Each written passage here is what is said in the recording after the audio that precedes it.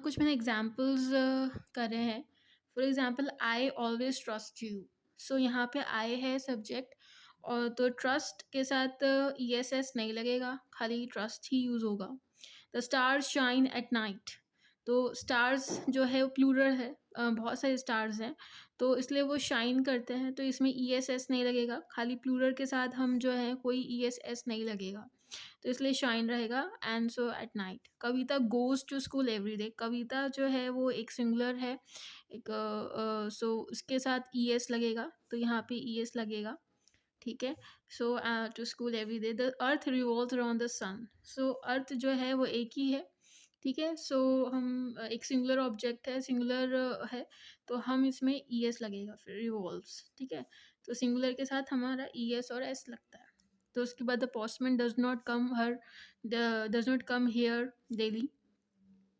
तो जो पोस्टमैन है वो एक सिंगुलर है, तो इसमें डज आएगा, डज नॉट। ठीक है। तो ई एस आएगा। तो come here daily. Monday comes before Tuesday.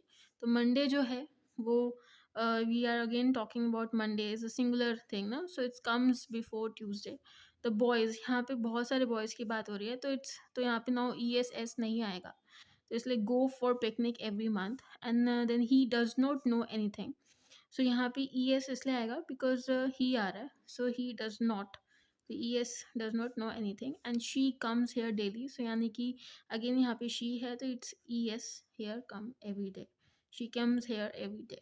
सो आज के लिए बस जो मेन जो हम अगर रिवाइज करें, तो अभी हम प्रेजेंट टेंस की बात करें, तो उसमें जो सब्जेक्ट होता है वो he she it I we they you होता है। एंड ही शी इट अगर है या फिर कोई सिंगुलर सब्जेक्ट है, तो उसके लिए हम फर्स्ट फॉर्म ऑफ वर्ब के साथ ई एस और एस लगाएंगे। ओके। एंड हैज़ यूज़ होगा उनके साथ, और जैसे डू है तो डू के साथ आगे ई एस लग के डज हो जाएगा।